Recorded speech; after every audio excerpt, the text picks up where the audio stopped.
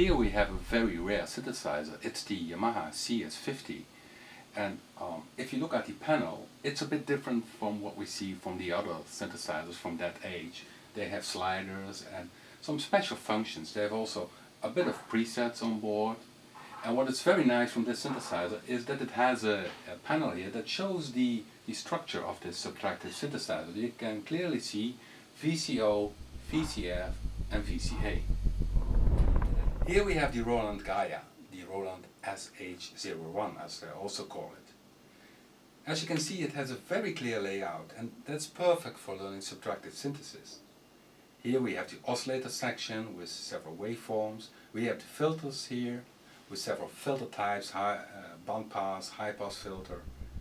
And then we also have an amplifier section. In front of me is the ARP 2600, and this one is a semi-modular one.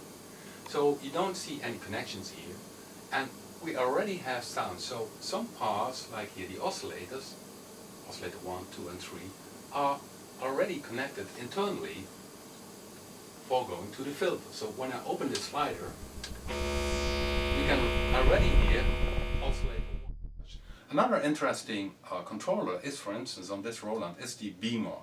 And you can address this beam on several parts of the synthesizer. And if we go back to our training and to the 4 element synths, it's essentially found in element 4. So it's a controller, and you address it to the parameter you like to change using the beamer. So for instance, it could be the filter, or for instance the pitch.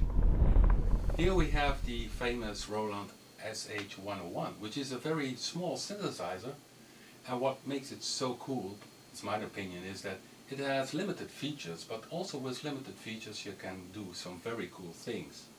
It has one oscillator, VCO it's called, then it has here a very nice mixer, and the mixer combines the output of this VCO. Okay, here we have the Moog Memory Moog.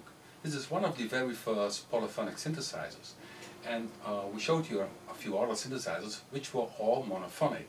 And polyphonic synthesizer means that each voice is a complete synthesizer. So each voice is an oscillator, filter, amplifier.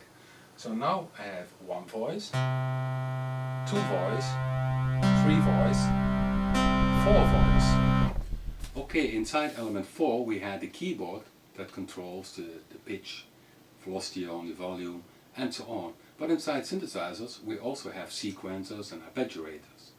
Well, behind me you can see a big wall with all kind of modular synthesizer parts, and what we did here is connecting the sequencer and use that as a musical item.